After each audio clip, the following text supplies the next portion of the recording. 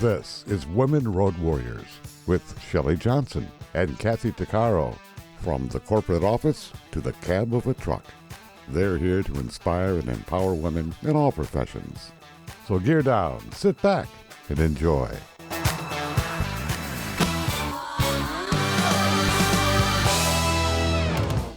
Welcome. We're an award-winning show dedicated to empowering women in every profession through inspiring stories and expert insights. No topics off limits on our show. We power women on the road to success with expert and celebrity interviews and information you need. I'm Shelley. And I'm Kathy. Imagine going from being a firefighter and a paramedic to a real estate tycoon and a network celebrity on A&E. Dave Seymour did just that. After 16 years in his first career, he became one of the country's top real estate investors. Dave loved his first job, but he wanted more. Dave's now considered a sought-after expert on the subject. He became the co-star of the TV reality show Flipping Boston and the CEO of Freedom Venture Investments. He saw success in commercial real estate. He went on to build $9 billion in commercial real estate transactions with a 95% portfolio occupancy rate. There's money to be made in commercial real estate, and women are really good at it. Dave's knowledge of real estate dynamics is unrivaled. He teaches people how to spot opportunities and knows Warren Buffett's principles in real estate. We wanted to know more, so we invited him on the show. Welcome, Dave. Thank you for being on the show with us. Shelley, Kathy, thank you for having me. Our conversation prior to starting, I knew this was going to be good, so I'm stoked, absolutely stoked to spend some time with you both. You guys are going to be great. Awesome. We're excited. You've got a terrific story. You've had a wildly successful career that many people can only dream of doing. How did all of this evolve? Oh, it's a story, I tell you. Are you guys familiar with Jack Canfield, Chicken Soup for the Soul, the author? Yes. Yeah, I got to spend some time with Jack at his place out in California, and the reason I'm referencing this is you talk about the story, and I told him the story that I'll share with you in a briefer version. But he's a funny guy. He looked at me and he said, "That's biblical." I said, "What?" He said, "That's a biblical story, David. You came from the wilderness, right? You came through the wilderness. You found some clarity, you implemented, and you turned your life around." So if Jack Canfield ever gets to hear this, Jack, I still love you, brother. But yeah, look, I don't know why I went there right out of the gate. But anyway, yeah, I'm an immigrant. I'm an immigrant to the United States legally. I came here back in 1986, following my bride at the time, who was an American citizen. And I came to America with the tools that have been given me by my parents, which were work hard, don't lie, don't cheat, don't steal, trade your time for other people's money, do as you're told, keep your nose clean, lean into it, behave yourself, son, as my father used to say to me, and, all will be well. And the truth of the matter is that it wasn't all well. Basically, I had financial illiteracy. And I brought with me a spending habit that didn't match my earning habit. I remember telling my dad, I said, "Dad, you're not going to believe this." He said, "What's that, David?" I said, "Over here in America, Dad, you can spend more money than you earn." He said, "No." I said, "Yeah, it's true, Dad." He said, "No." I said, "It's true. It's America." He said, "That's not legal, is it?" I said, "Apparently it is." But with that comes consequences. And, I found myself in a pretty rough position financially. I was working in the fire department, as you mentioned. Most firefighters have a second job. Mine was construction. And it was during that period of time that I rubbed elbows with a couple of investors. I was working 3 jobs back then, fire department, construction, and I was also working nights and weekends in a retail environment. But anyway, long story short, I got to meet these investors. I'm digging ditches in Boston where I was living. And I'm about $75,000, $80,000 in unsecured credit card debt. My house is in pre-foreclosure. My marriage is going south very, very fast. There's no humor in this part of the story, to be frank with you. I always wanted to be a provider. I wanted to be a good husband. I wanted to be a great father. But financial illiteracy crushed me. It really did. It took me to a dark place. And I was looking at the layout of the land, if you will, and I remember I'm praying to my guy, my God, and I'm like, dude, what's up? I'm trying to figure this out. And I'm praying for some guidance and a little bit of help. Everything was heavy. It was a dark season. Anyway, I turn on the radio on my truck and Teach Me Foreclosure, a free 1.5 hour seminar coming to your neck of the woods. And I'm like, really? And it was all about the real estate world. And as I said, I had rubbed elbows with these investors when I was working construction, and they seemed to be happier than me. And that's how it started. I started as a student in a seminar, and I kind of brought the firefighter mentality to the table in the sense that if I make a decision, I'm all in. I don't half-ass any of it. I mean, half measures avail us nothing. What a friend said to me one time. So I just went for it. And, within a short period of time, I had, for me, gained what I call financial freedom in the sense of, I term it today as I was able to sleep for 8 hours uninterrupted, which was a beautiful thing back then.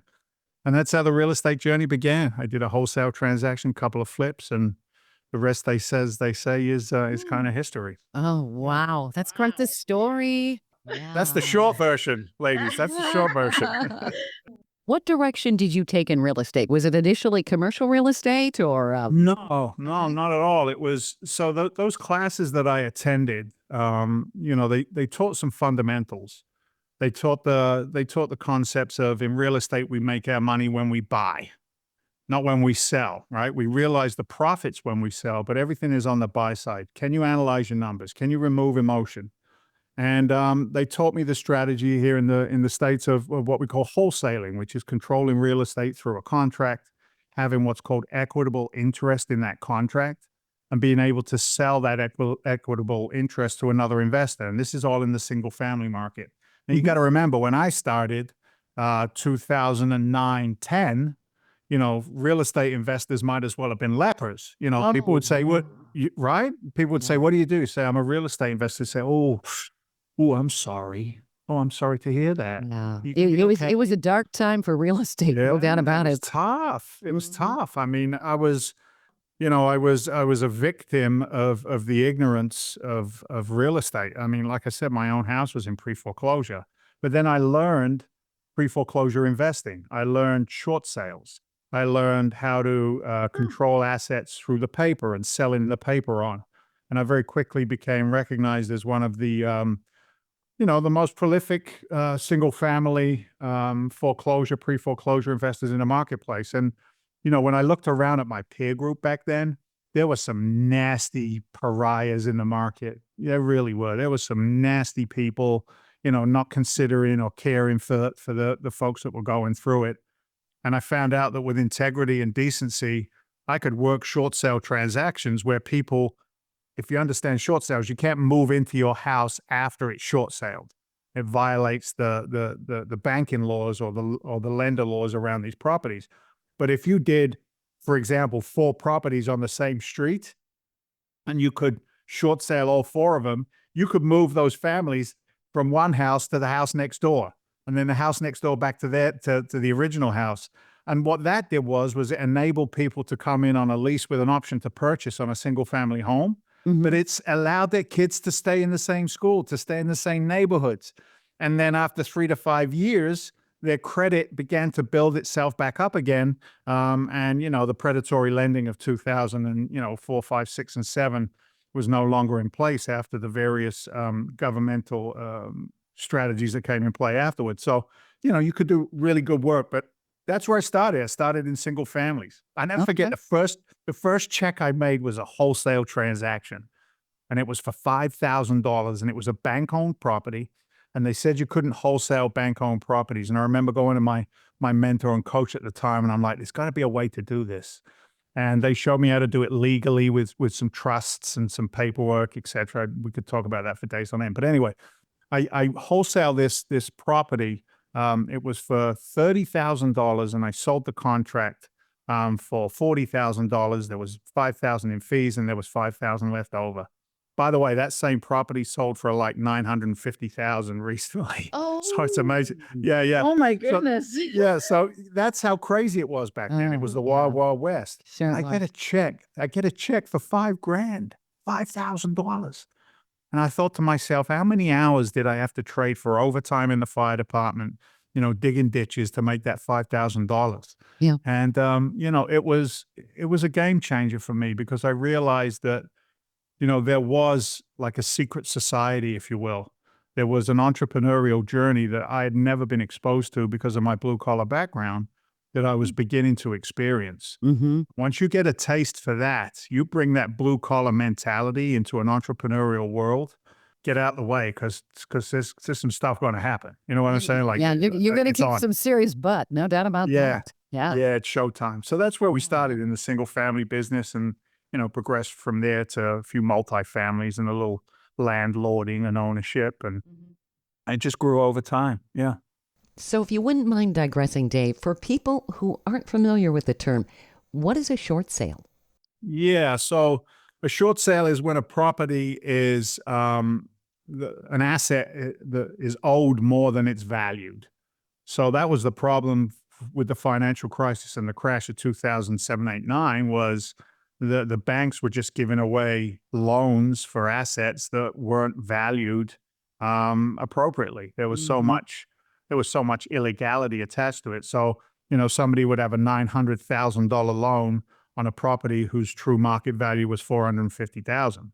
And then because of the adjustable rate mortgages that they were selling back then, when these mortgages adjusted, people saw their mortgage payments double, triple, some even quadruple overnight. And what's interesting, take this to the bank. You heard it from me first, maybe, is that we're beginning to see that again today. Ooh.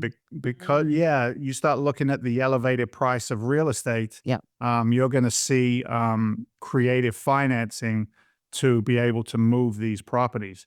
So right now we know our interest rates are high, 7, 8, 9%, depending on where you are and what you're paying. And if you can't afford that, people still want to own a home. So a bank will find a product, right? A loan product to get you in that house. It's not as loose as it was, but it's getting loose again. And you'll start to see adjustable rate mortgages.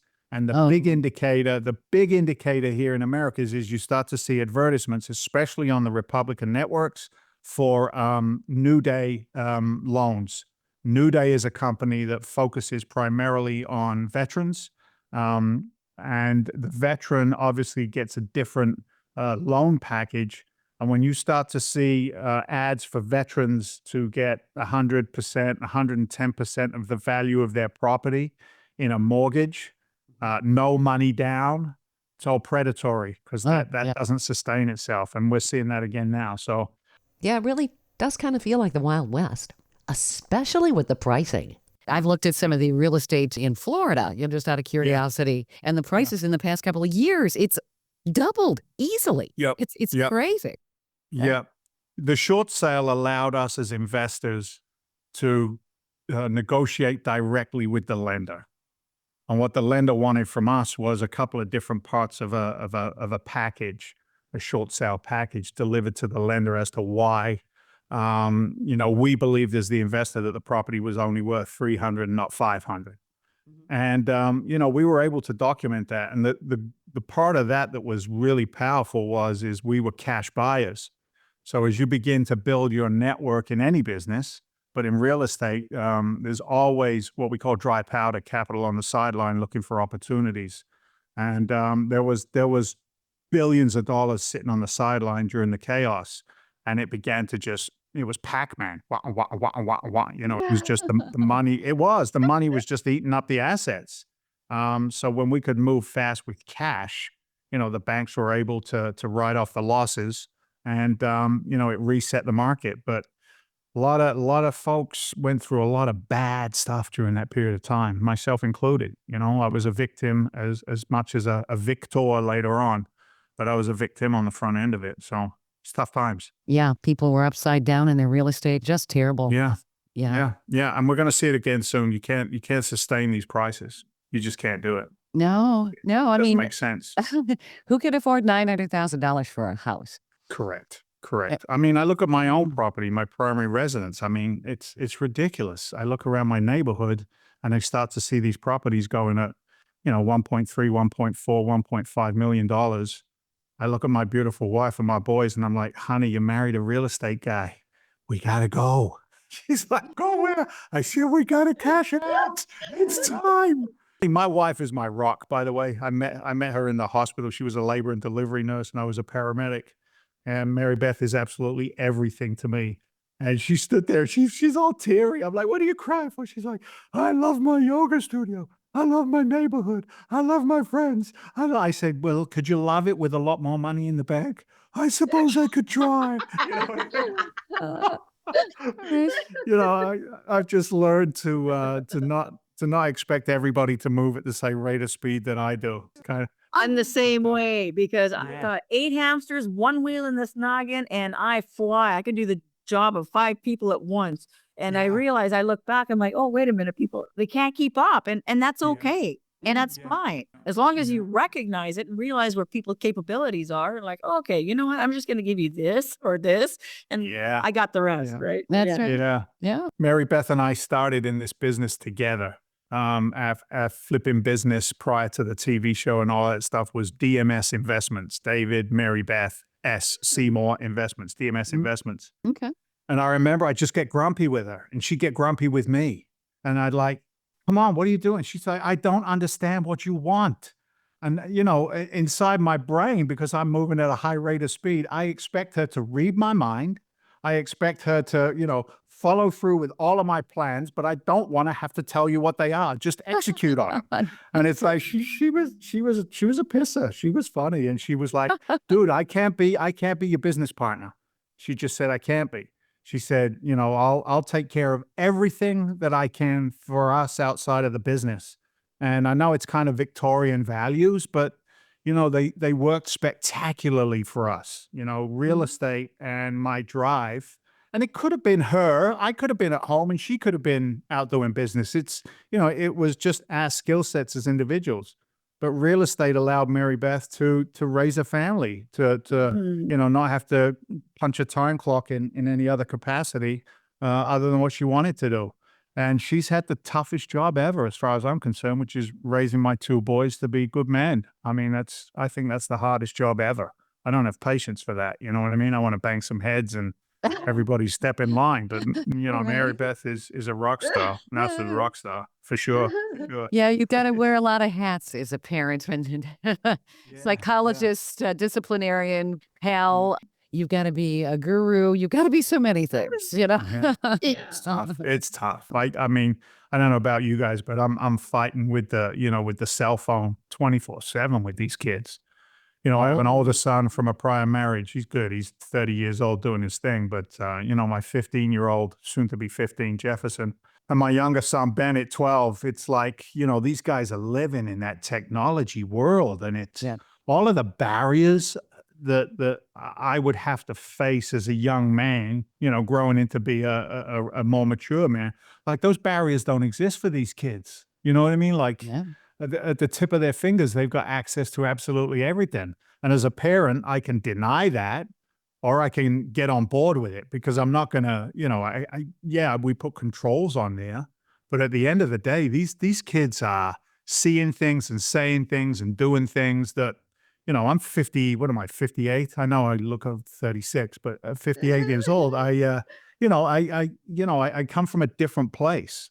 Like, I've played the catch-up game with technology, and these guys are just so advanced. Sure. But the good news is that, we got a good foundation and a good strategy, or set of rules in the house that everybody abides by, including me. And things tend to work out well. So I'm a blessed guy. Yes, you are. I don't deserve it. Here you go. The technology is wonderful, but in many ways, people become so dependent on it. They can become so impatient because they can get everything at their fingertips. They don't learn that things don't happen overnight. Rome was not built in a day, which is something I heard growing up, because I was a very impatient child. I still have to work on patience. No, patience and tolerance. Oh my God, it's brutal. That's a hard quality to maintain sometimes. Do you guys have a lack of tolerance for inefficiencies? I think that's part of being impatient. Like, Yeah. if something is inefficient, I've got no tolerance for it. I don't, and I say this with respect, but you can't fix stupid, and I don't mean that in a mean way.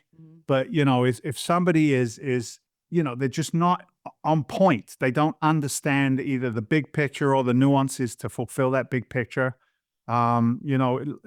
Because everything moves so fast, the opportunities are therefore missed because of inefficiencies and lack of understanding of whatever the challenge is in front of us as either as individuals or as business owners. So it's an interesting time. That's why one of my partners is 28 years old and the smartest human being I've ever met.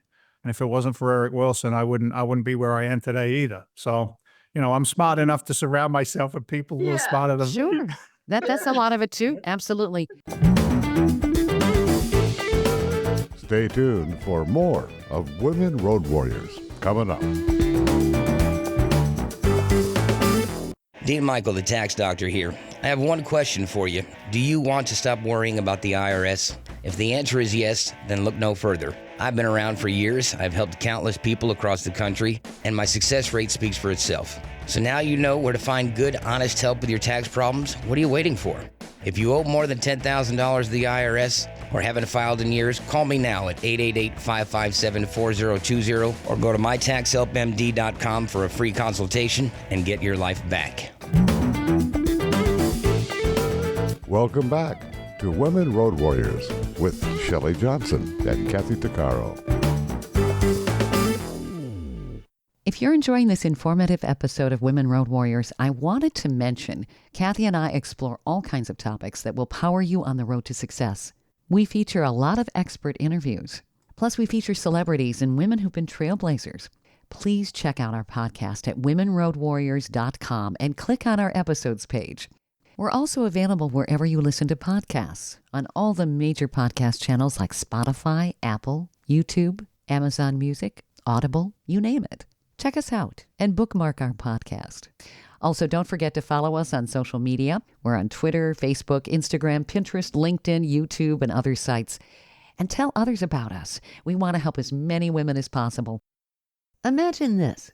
You're running into burning buildings as a firefighter, saving lives as a paramedic, and then you trade it all in to become a real estate powerhouse and a reality TV star.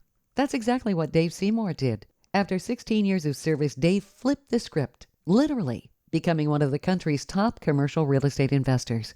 You might recognize him as the co-star of A&E's hit show Flipping Boston, or as the CEO of Freedom Venture Investments, where he's led an incredible $9 billion in transactions with a stunning 95% occupancy rate.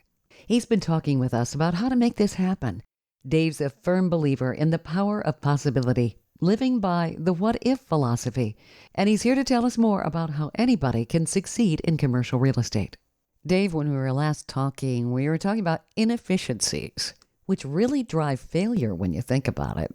I see that with companies, and it's almost like a lot of the people in customer service maybe aren't properly trained. Some of them are actually snotty, too. It's like, whoa. Oh, for sure. Like, wow. For sure. Entitled. Yeah. Like, what are you entitled to? You haven't earned it. You're 18 years old. Come on.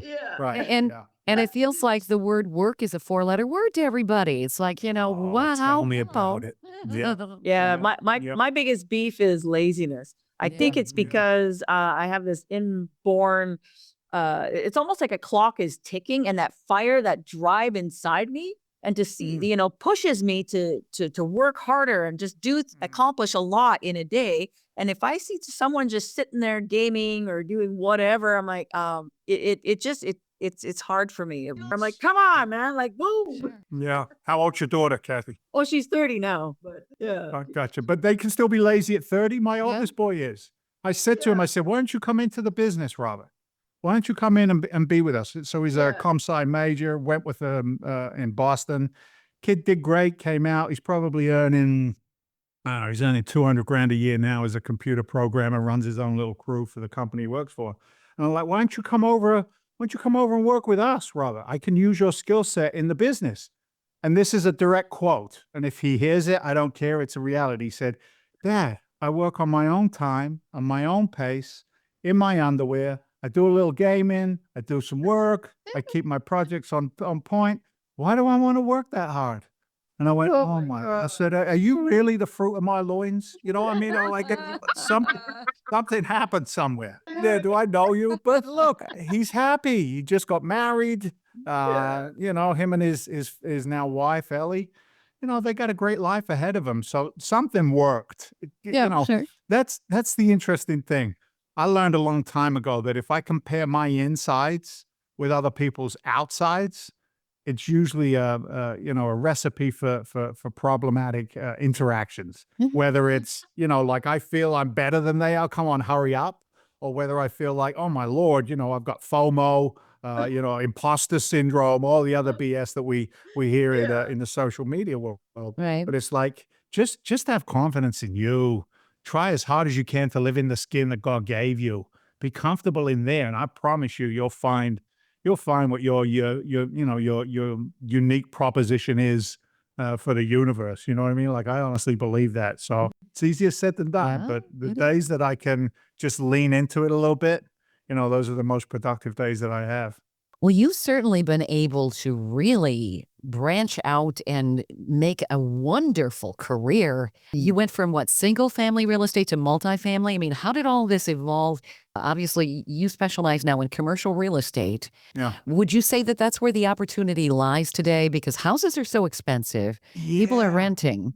Yeah, Shelley, for sure. Look, we you know, my own personal journey, it's almost like an inevitable pivot. I don't know whether it's entrepreneurship or just my DNA, but I get pretty bored after about 7 years. And I go through these 7 year strategy changes, you know, depending on what the market's doing. But the short version is from single family homes to smaller multifamily homes, two families, three families, you know, maybe a 12 unit. I owned a nice little portfolio with a buddy of mine up in Maine. C, D class assets, C, D class tenants, like hardcore work, liquidated that, went into lending, ran a hard money lending, did some private money lending, all in real estate, you know. But then, you know, we went through the COVID challenge and it was like everybody just took a breath. You know, there was manic behavior everywhere. And I looked at the landscape, talked to a couple of friends, and that's how we connected with my buddy Walter Novicki down in Fort Myers, Florida. I'm located up here in Boston, and we really believed that COVID was going to create, you know, a decrease in asset valuation in multifamily assets because, you know, tenants didn't have to pay rents. The smaller what we call mom and pop operators, not the institutional operators of these assets, the mom and pops, you know, they didn't have the depth in their financial fortitude to be able to carry these assets through tougher times. And we really believed that we would see opportunities there. So we began raising capital in commercial real estate from investors to come into these assets with us. And we started with a fund, $100 million fund, which was Freedom Venture Real Estate Fund One. And we saw the capital come in, and then we saw the deals change. And it was like, what's going on? Well, who on earth could ever have imagined that the amount of free money that came into the marketplace was ever going to become a reality? And what that does is obviously it drove prices up, not down, Yep. because there was more money than there was deal flow. So we stayed in. I mean, we strategized a little differently. We went from, instead of buying existing assets, we went to ground up development because we had the skill set to do either, you know, a 100-unit property, a 50-unit property, or we could build 106 units, or we could build a 50-unit. So we pivoted over to the build side of the equation. What's interesting is, as I said before, we make our money on the buy side, right? We realize profits at the time of sale or refinance. And for us, it's all data driven today. So are you in the right market? Is there population growth? Is there rent growth? Is the demand in place? And when you look at Florida, which is where we do our commercial real estate, you know, your question is that where the opportunities are? I'm going to put a resounding yes behind that.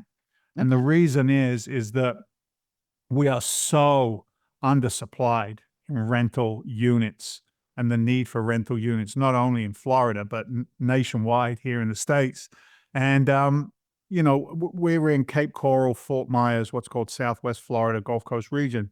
And when you look at those areas, we'll take Cape Coral, for example, they are undersupplied by 10,000 units through 2027. And if you look at their to market builds, they've still only maybe put 3 or 4,000 units into that market. So there's still a 7,000 unit deficit. Plus, there's been an increase in population, even with the hurricanes through Southwest Florida. So what's interesting is can you niche down? Can you find a market within a market where you can specialize? And for us, we focus on what's called workforce housing. And what I mean by that is these are the supply jobs for the bigger population, which is retirees in Florida. So these are for police workers, firefighters, nurses, restaurant workers, anybody in the medical field who's not a doctor at the higher end of the pay scale. They can either get a crappy little single family house that's been rehabbed 50 times in the past 10 years, or that's the high end condo, bikinis, palm trees, and umbrella drinks and gated community and golf courses. But there was nothing in the middle. So the middle market was desolate. So that's where we focus our attention. And we found a lot of success there because the demand is so high. So we build them. We'll build through any recessions. We'll build through the inflationary environment. Our investors come with us because they like what we do, and they also like where we do it, and it makes sense. If a deal makes sense, people will do the deal. Sure. You've got common sense behind it. Yeah, so that's our plans today. That's what we're involved with. So, Dave, can anyone go into commercial real estate? I'm sure there are people sitting back going, well, it takes money. I don't have that kind of skill set. How would I even navigate something like that and even get my feet wet? Yeah, no, those are great questions. Look, it's not for the faint of heart. If you're like me and you're Googling at 3 o'clock in the morning because you can't sleep, you'll always find somebody somewhere who'll sell you an educational package to teach you how to be a commercial real estate investor. You'll find somebody who'll sell you a package on how to raise money, right? How to be what's called a syndicator, where you raise the money and you put this pool of money in somebody else's deal. I'm not going to poo-poo those ideas because, I myself am a product of an educational environment. But what I will say is that to your point, which was so good, Rome wasn't built in a day. If somebody tells you you can be a commercial real estate investor in the next 30, 60, 90 days and get your first check and own your first building, and they're sitting next to their Rolls Royce and their private jet and they're sitting with $1 million in cash on their desk and they're looking at you through the camera, you can too. I would say to you, run, Foz, run. Because there's probably, there's probably a bunch of BS. And I get a little soapboxy. Because I see people get hurt, right? Just because I'm an exceptional marketer doesn't mean I'm an exceptional businessman or woman, right? Doesn't mean I know what I'm doing. Trust me, I know that from the reality TV world, where just because you got a TV show, you're an expert. So how can people learn commercial real estate? You can learn from us. We don't charge for it. There's education on our sites. There's education with our education arm at Legacy Alliance, where we talk about infinite banking. We talk about insurance. We talk about alternative investments. We talk about a number of different things outside of the mainstream of what most people are involved with, which is the stock market, right? And the gangsters / banksters, and how they make money, right? How they make money off of us. So, get educated. And then once you have education behind you, listen to this carefully. Educate, don't speculate, right? Walk away from 100 deals to do one, to contemplate one. And if you do choose to take this road, then your very first deal or couple of deals will be funded by friends and family. It's just the way it is. There's a million people out there who will tell you, no, that's the worst way to go. But I'm telling you up front, everybody I know who's successful, even Blackstone back in the day, started with friends and family and known relationships. And you begin to perform. Buy a 10-unit building. Learn property management. Learn how to reposition an asset. either by repositioning the tenant base or repositioning the physical asset itself through repairs. Understand the data. Don't use free data. Pay for your data. Get the up-to-date data on, job growth and rent growth, et cetera, et cetera, et cetera, and get really well versed in it. And if you're not passionate about it and you're just doing it for money, I beg of you, don't do it. Don't be another clown in the marketplace who just muddies the water and hurts people. Yeah. Be a professional, right? Be really, really good at what it is that you choose to do. And we find a lot of times we'll educate people around commercial real estate investing in the multifamily arena and ground up development work. And then they turn around and they go, "Oh, that's a lot of work." We go, yeah, it is a lot of work. We got 50 years of experience between the three of us at the executive level. It's a lot of work. It's a lot of mistakes. It's a lot of falling forward.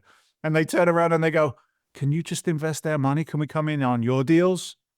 And, that's where we get to be of service because, these are dentists and doctors and, business owners.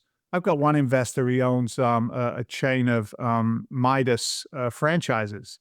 And he's exceptional. He just keeps on buying franchises and he's systematized his business, but he's sitting on cash. And he's like, "Dave, what can I do?" I said, "Well, you can put money over here in a development project. We can maybe 4 times your money, target it over a 10-year period of time. If that works for you, you can come in on this." So there's a lot of business owners out there that, don't know how to park capital in what I call the Clydesdale of real estate, right? These are the slow and steady, consistent, checks and investment strategies that the commercial real estate offers because everybody needs a roof. Sure they do. Everybody needs a roof. And when we start, mark my words on this as well, when we start to see this discretionary income dry up, which is what we're seeing now, when the free money isn't there anymore, and people are beginning to tighten up and reassess where they are financially, shelter is always the first bill that gets paid. Always. Oh, sure. Yeah. It's always the first bill that gets paid. So, we want to be there and give them clean, decent, affordable housing that's professionally managed, that they can be proud, right? They can be proud to be in our community. So, yeah, that's the way. Learn, then earn, then make your decisions going forward from there, I like that. Stay tuned for more of Women Road Warriors coming up. Industry movement Trucking Moves America Forward is telling the story of the industry. Our safety champions, the women of trucking, independent contractors, the next generation of truckers, and more. Help us promote the best of our industry. Share your story and what you love about trucking. Share images of a moment you're proud of. And join us on social media. Learn more at truckingmovesamerica.com.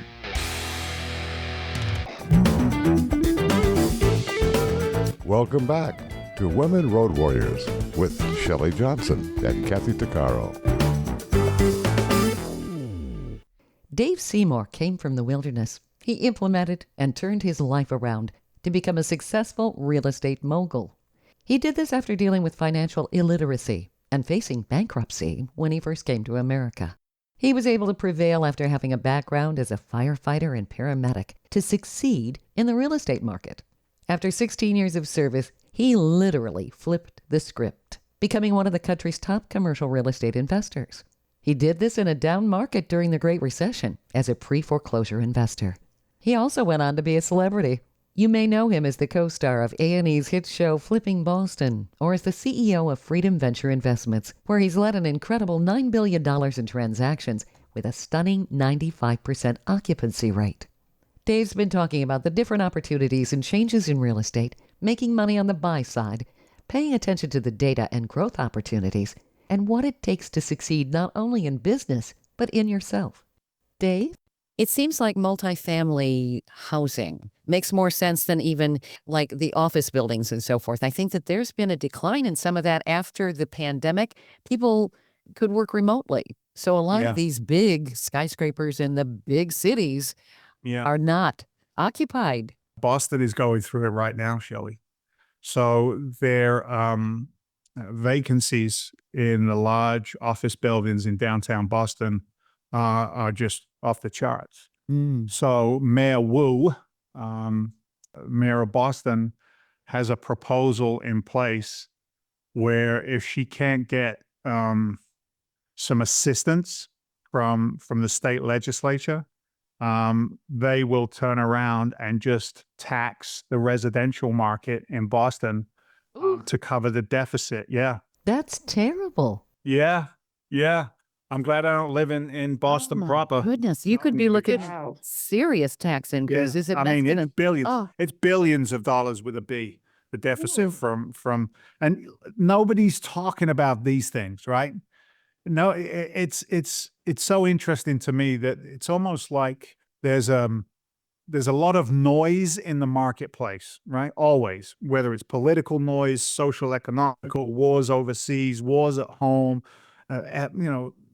whatever's going on. We're doing a little Kamala, we're doing a little Trump stuff, whatever noise is going on, right? But if you can not listen to that noise, if you can find in the silences, you'll pick up these little snippets of stories that are out there. And they tend to be the bigger stories 3 to 5 years later. And that includes, in my opinion, the SBA loans that came out during COVID. Those businesses did not come back. Those SBA loans are going to be due, and that's trillions of dollars. I read that. What does that mean? I read that over 50% of those loans are going to be bankrupt. It's going to be not a bankrupt. It's going to basically, the people cannot pay those loans. They can't pay them back. Yep. Can't pay them back. And there's your chance for M&A, right? So your mergers and acquisition experts will come into the marketplace. Right. They'll begin to look at the least of the worst performers. And they'll use a little of the old Oracle philosophies, being able to find good businesses and make them better. Right. And if it's an influx of capital, then it'll be an influx of capital. You're going to see a lot of venture capitalists coming into the marketplace. Folks like me, I'm always raising money because the opportunities that I see are consistent. So, those that have the dry powder, as I referred to it, the money sitting on the sidelines, it's still there for the financially savvy. But that consummate consumer mentality that we tend to have here in the States it's going to come back and bite us in the ass again, So we'll see where it all plays out. It's going to be interesting. It's going to be a wild ride. It's like going up to the top of the roller coaster. Oh, and I don't like roller coasters, so yeah. No, me either. When I was younger, not so much now. I'd be the first one throwing up over the side. So nope. We'll be on to the person that's below me. Oh my. Yeah. No, I get you. So yeah, it's interesting. So Florida is, I went through this recently. I was on a couple of investor calls, and I don't convince people to invest in our assets. They either see the value of it and they choose to, or they don't. It's kind of cool because I don't have to sell anything. Do you want this? It works. If not, let me talk to somebody else. And I was on a conversation with a lady. She was a lot of experience in real estate. She was based out of Utah. I think she was widowed, but she was only I think 65 to 70 years old. So she still had a few good years ahead. But she was a hot ticket. She kind of reminds me of you, Kathy, in the way that you were talking about. No, I mean this in the sense that she had construction background, right? Like she had busted her assets to be where she was, to be able to be in a competent position to write checks, $200,000 to $500,000, maybe $1 million if the deal made sense. And I was talking with her, and it was good because we could communicate at a level that made sense, right? There were no airs and graces attached to this conversation. I think there might have been a little profanity thrown around in there as well, but she was a really cool lady. And then she turned around, she said to me, why the heck do I want to put my retirement funds, my hard-earned capital into the Florida market when it's getting, just rampaged by hurricanes one after another? And I said to her, you know what? Those are fantastic questions to ask. And if you don't ask them, you're maybe not doing your due diligence as an investor. And what was interesting is I'm 99% of the time prepared for any question, and I was prepared for this one. And I said, let's look at statistics. And when you look at the statistics, the population growth post-hurricane is always up. You would think people would move out of the state and say, I've had enough of this, I'm leaving. They don't leave. They actually come back. You get the turnaround of the influx of building because Floridians don't give up. DeSantis doesn't give up. They don't lay down and say, okay, hurricane, we're gone, right? Florida's going to be underwater in 20 years. No, silly, it's not, right? But if you look at the hard data to support where it is that you invest, whether it's Florida, Texas, Arizona, wherever it is that you choose to do business, you can make an argument that, again, makes sense. And, that conversation with that lady was awesome. And, she started tough. I came back at her with a little tough, and we both got a little soft and gooey, and it was all good. And she's looking, and then she's looking forward to me putting an investment in front of her, which pretty confident we can do in the next few days. So, I like a challenge, right? I like a challenge in real estate. I like challenges in my relationships, whether they're, investors or contractors or bankers or insurance people or property managers. I like that challenge because if I'm challenged and pushed, I can get better. But if I'm, I don't want a yes man anywhere around me. You know what I mean? People who are like, yeah, I agree. No, don't agree with me. Tell me why I'm wrong. That's what I want to hear. Right. You can't grow with that, Correct. Mm-hmm. Yeah, for sure. For sure, you can't grow with that. And I think that was part of the challenges also in the fire department. It was like, I didn't realize I was an entrepreneur until I got out of the fire department. I just thought I was a bad employee because I would look at people, and in those military environments, it's test taking, not skill sets, to create growth in the department, right? Can you take a test? Can you remember data and plunk it down on a piece of paper later on? And then, we'd have a fire, and this guy or this individual would be like, they wouldn't go in the building. And I'm like, you're the lieutenant, you're the captain. Why aren't you going in? I said, the fire's in there. That's where we got to go. And it's the same in business. That's where the deals are. We got to go there. It's no good pontificating about, the California market's going to turn around, or Massachusetts one day won't be Taxachusetts. No, it will. It's going to be Taxachusetts until I die. Having the guts to get in the game where it makes sense is interesting. So, Dave, for somebody who's a beginner, I'm sure that they're going to be kind of going, wow, I'm not sure where I'm going to start. How do I know what's a good investment? You're talking about multifamily opportunities. That makes a whole lot of sense. How do they spot something that's good if they're bootstrapping it, or if they want to be maybe an investor and have somebody else do this? How do they do that? Yeah. So again, educate, don't speculate. Really immerse yourself in what is a good deal and what isn't a good deal. And that really boils down to, does a property cash flow after all bills are paid, right? The expenses. Are the expenses high? If they're high and you lower the expenses, property becomes more valuable. Are the rents low? If the rents are low, can I raise the rents and still keep a good tenant base in a building? Because the more money that a property makes, the more valuable the property is. So that's really the base philosophy in multifamily assets. And if you can learn how to increase that income on a property, it's called the net operating income, or the NOI. That NOI will create the value in the marketplace. And it takes a little time to get up that gradient. But once you've got that skill set at your disposal, well, who can you go with if you want to be a passive investor? Or how can I go find deals myself if I want to be an active investor? Mm-hmm. So that really is your network and your relationships. There are so many different online forums that you can join and listen to learn and learn to listen. You can join a number of those. I'll give you also one of my favorite educators, who is, she's a young lady from Israel. Her name is Ellie Perlman. Ellie operates an extremely high level. She does a fantastic job for her investors. She invests in different markets to us. But if you Googled Ellie Perlman, check her out on LinkedIn. She's a very, very prolific commercial real estate investor in the multifamily arena. Ellie also has a lot of great education as well.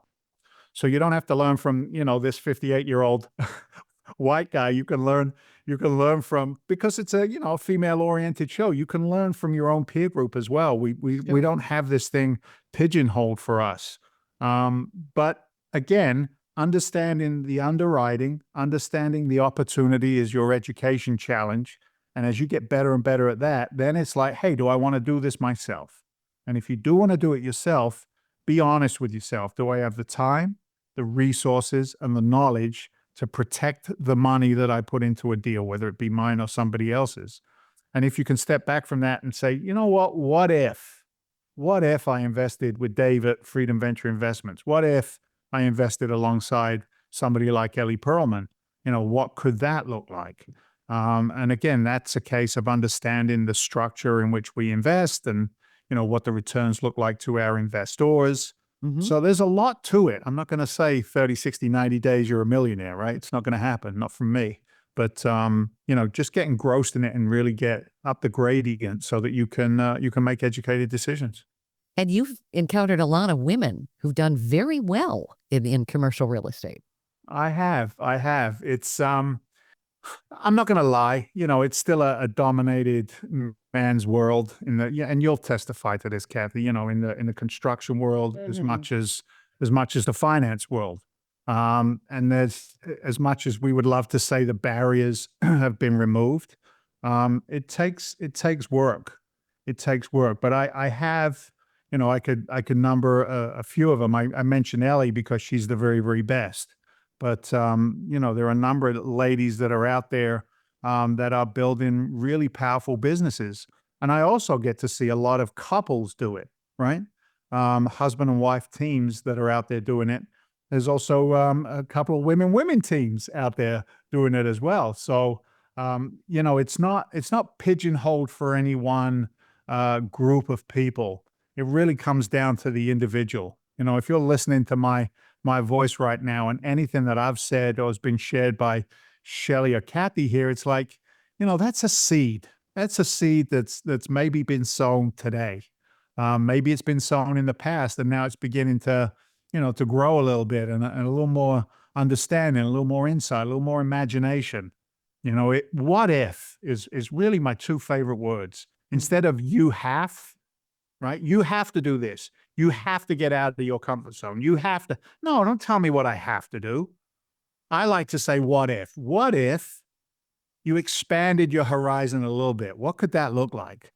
What if you joined a couple of webinars where experts share their insights? What if you made a commitment to listen to every podcast that is put out by these incredible ladies, and you, at the end of 6 months or 1 year, sat down and made a plan for yourself and said, I am a beautiful, dignified woman of industry, and here I go. What if you did that and began to detail it out going forward? And you made the first step and the next step and the next step. What if, right? Instead of you have. And I find that with that philosophy, magic happens, guys. Magic happens. Yeah. Like the barriers are removed. The barriers are removed. And never give up. Never lay down, never surrender, ever. That's kind of how I look at it.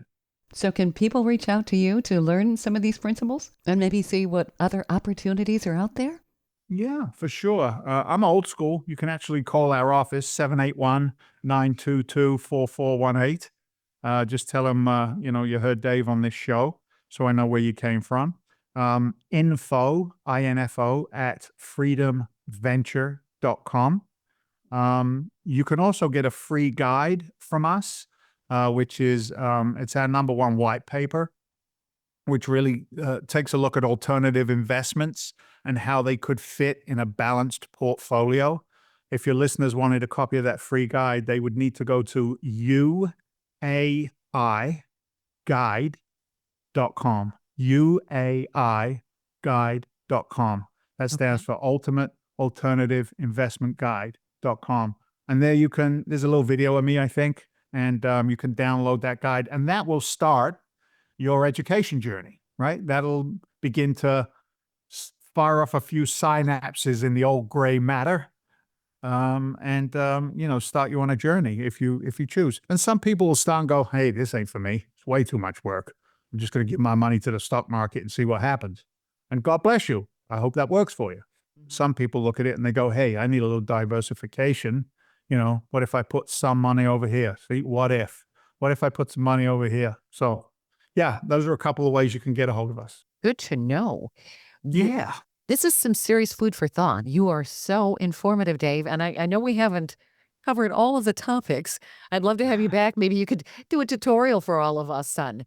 Here's the thing. Every time, like always, the documents going into a podcast, who are you? What do you do? What do you want to talk about? Blah, blah, blah, blah, blah. And I say every single time, I can talk about anything. What's important to the women that listen to you on this podcast, right? Do they want to know that this male-dominated world has an opportunity for them to come in and crush it and be successful? If they want to know that, listen to me. Yes. Absolutely. Yay. Yes. I'll say it again. Ready? Yes. It all depends on you, the individual. Right. Do not make excuses. It doesn't matter whether you're a man, woman, fat, thin, black, white, rich, poor, smart, dumb. None of that matters. And whoever said to you one day, you're not good enough, they lied to you. Yeah. We haven't met, but I'm telling you, you got game, right? Yeah. It's just a choice. It really is. It's just a choice. And, what if you stepped into it and gave it a run? What is your company website again? Where do people reach out to you? Yeah. freedomventure.com. www.freedomventure.com. This has been awesome. Thank you, Dave, for a terrific interview. Oh my God. Thank you so much for being a guest on our show. I appreciate you having me on the show. It was good. Yes. Good stuff. I appreciate you. We hope you've enjoyed this latest episode. And if you want to hear more episodes of Women Road Warriors or learn more about our show, be sure to check out womenroadwarriors.com. And please follow us on social media. And don't forget to subscribe to our podcast. On our website, we also have a selection of podcasts just for women. There are a series of podcasts from different podcasters. So if you're in the mood for women's podcasts, just click the Power Network tab on womenroadwarriors.com. You'll have a variety of shows to listen to anytime you want to. Podcasts made for women. Women Road Warriors is on all the major podcast channels like Apple, Spotify, Amazon, Audible, YouTube, and others. Check us out. And please follow us wherever you listen to podcasts. Thanks for listening. You've been listening to Women Road Warriors with Shelley Johnson and Kathy Tuccaro. If you want to be a guest on the show or have a topic or feedback, email us at sjohnson@womenroadwarriors.com.